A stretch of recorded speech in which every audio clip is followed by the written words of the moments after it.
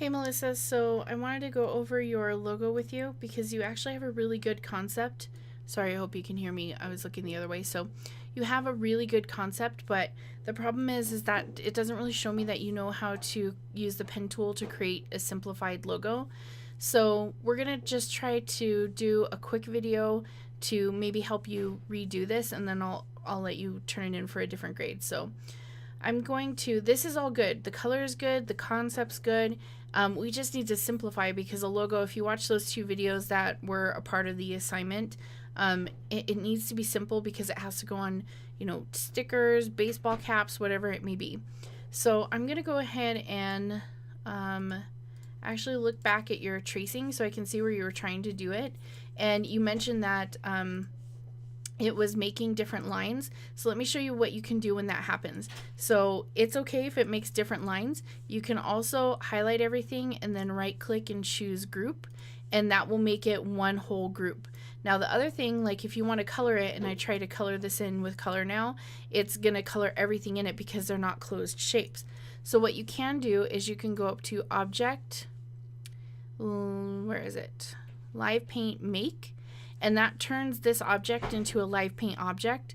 So we can come over here to the live paint bucket. You can hit K to bring that up, and I can put whatever color in that live paint bucket, and I can just start filling colors.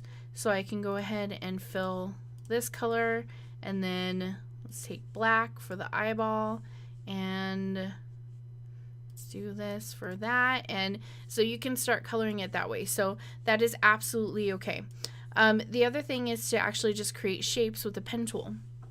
So I don't really have your original illustration to go by, so I'm just going to do a transparency with this, and I'm going to go to Object, Lock, Selection, or Command 2, just so I can, draw over it. So what you're going to want to do is you're going to want to either create closed shapes or just do the lines as you were doing. So the pen tool is sometimes a little bit hard to get used to, but what you're going to do with the pen tool is I'm actually going to tear it off right here, and you can add anchors or delete anchors, and you just want to use the pen tool for right now. So you have this really cool illustration. We'll start with this one, and you're going to click to add an anchor point, and then this line follows you around. This is the line that's going to create right now because I just clicked. It's going to create a straight line. If I were to click and drag, it starts to create a curved line, which we call a Bezier curve. So I'm going to go ahead and undo that. And then I'm going to come down here, and because this isn't a straight line that you created here, you always want to add anchors where there's kind of like a corner or a turning point. So we were going this way, and now all of a sudden we go this way, or we were going down here, and now we need to all of a sudden go up this way. So you need to add an anchor point at a corner. So I'm going to just keep this really clean because the logo needs to be really clean. So you can see the further I stretch it out, the more the curve is going to be created, and the closer I get to the center, it can create the shape I want. So that's pretty good to me. Now I'm going to click here and click and drag out, and then click and drag out because maybe we don't want it to be necessarily a perfectly straight line. So that is less detailed than what you had here, and that's okay, especially for a logo. Now if you wanted to add more detail, you could come in here and add an anchor point, and then grab your direct selection tool, the white arrow, and let's say you wanted that to be curved up a little bit more, so you can add those anchor points. Maybe you wanted it to be curved down, which doesn't really make sense in this instance, but let's pretend you did. So you can always go back after the fact, and if you draw weird curves, you can actually delete anchor points as well. So if I didn't want that one, I could delete it, but I'm going to go ahead and undo because I do want to keep it. And I can, like I said, add anchor points or delete anchor points, and then with this direct selection tool, I can go to each of those anchor points and I can adjust them if I accidentally didn't trace it correctly. So that one's pretty good. We'll just leave that there. Now the thing is, you might want to see how it's already filled with color. So I can click on this with the black selection tool and just fill it with white. Just keep it simple, and there's the first shape. So now with that shape active, if I try to start this next shape, it's gonna try to add to this shape. So sometimes it's good, sometimes it's bad. So we're going to keep this really simple and just do a really clean curve that way. And see how it does a weird thing right here? So let me show you one trick. If for some reason you don't want it to connect to this, you can again go to Object, Locked, and Selection, or you could do Command 2. I always lock stuff all the time. You just have to remember to go to Object, Unlock All when you're about to move stuff. So, all right, so I want to create this whole part as a shape, and I'm going to try to simplify it. So I'm going to come in here and start here. And maybe it goes up, up, up, up, up, and then it's going to start going to the right. So maybe I add an anchor point right there and try to get that red curve. See how that doesn't look right? So try to get it on my line. And then I'm going to click on this point and kind of pull that out and try to get a curve that way. Now, these are called handles, the ones that have the little dots at the end. And when you move handles around, it creates different curves. But see how now all of a sudden, it is going to make a nice curve. But let's just keep going. So I think we're traveling down, down, down, and then all of a sudden we're going to turn out this way. So I'm going to put it there and click and drag out. And then I'm going to put it, we'll just put it there and keep it real. So now this one, see how when I draw here, there's no way to make this curve go back in. So I'm going to hit undo, and I'm actually going to click and drag out. And now I'm going to hold Alt or Option, depends on if you're on a Mac or a PC. And that allows me to move this handle independently. So I'm still holding Alt or Option, and I want it to go this way because it's going to pull the curve out this way. But by moving this, it's not going to pull out too far. So actually I want it to go this way because I want the curve here. So I'm just going to do this and then click, and again I'm just keeping it simple for right now. So it's going to curve in and then curve in. So I'm just clicking and dragging to create all of those curves. So I can click and have that in there. Now I do want to create a closed shape, so I'm just going to click in here and make sure. There you go. So now this one looks like it's covering up that one. So again, I can go to Object, Unlock All, grab my object, right click, arrange, and send to back. So there we go. And actually right click, arrange, send to back. Okay, so this you might want to keep on its own layer and these on a different one. So we'll go ahead and create a new layer and drag those up there and lock that trace layer so it doesn't happen that way. So now with each one of these, I can come in here and change the color of this, and maybe this is just slightly darker because it's like the outside of the ear, and see how it doesn't look like it really like folds into it correctly. So I'm going to take the white or direct selection tool and kind of just adjust and try to make it look like it's really coming off of there. All right, so this gives us some really a cleaner version of your logo, which is going to be reproducible on anything this logo goes on. So I'll go ahead and turn that off. So that's a good start to it. There's a ton of pen tool tutorials online, even on my channel. So if you look for J Edington, Edington MCC, like M as in Mary, and then CC for community college.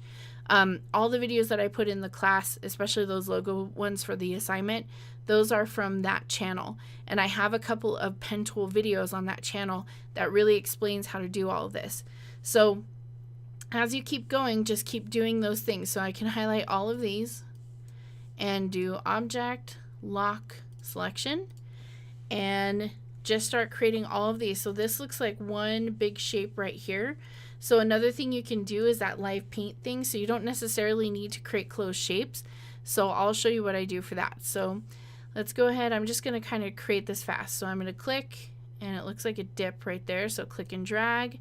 And then here's the peak of that curve right there. So click and drag. And then there's that peak right there.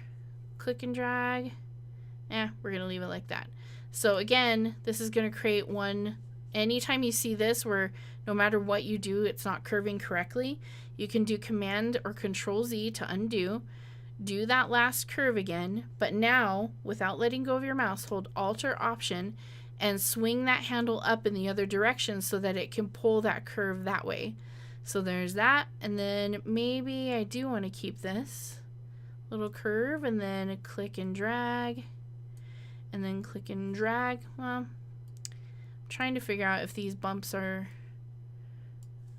they're probably a defining feature for this dog species, so we want to keep them.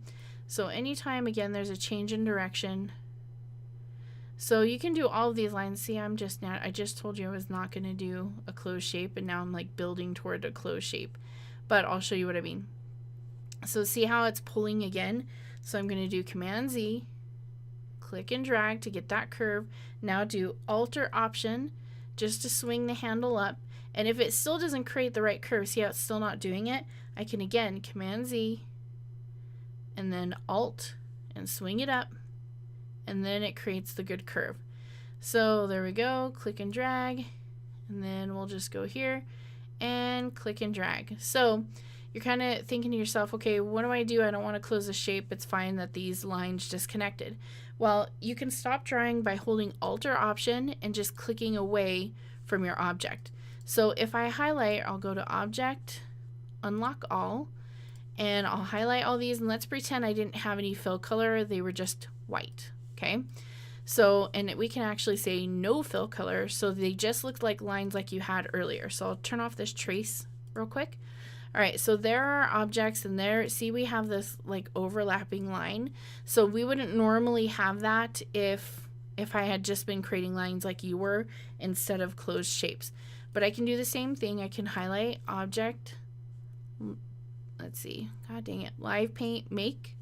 Okay, so now again I can grab my Live Paint Bucket tool, which is right here, and I can grab the brown and I can fill that brown.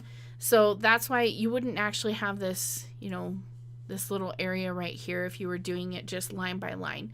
But this is going to create a much cleaner version of your logo that's easy for different printers and whatever to create. And this also shows me that you know how to use the pen tool. So let me go ahead and turn that off and show you on yours. When I look at yours, see how it's showing the path of wherever you painted? And so then it's like all of these layered objects, and it's pixelated for no reason. And so it's not using geometry, it's using like bitmap, or I'm not sure how you created this paint object, because even the paintbrush in Illustrator doesn't create pixelation. So I'm not, or this kind of grid look to it. So all of these things, these paths in here, we would never be able to send this to an embroiderer for a hat or something. So I know you're not actually making this logo, and so it's kind of like, why do I have to make it perfectly for printing when I'm not going to print it? But this is part of the class, is being able to show that you can create a clean vector graphic, and so that's what I need from you to do. So that's what I would do, is watch those tutorial videos or this one, and you can pause this and watch it again and again, and just keep practicing with that pen tool. You already have a good illustration, so just keep going with that illustration and then create the final finished product.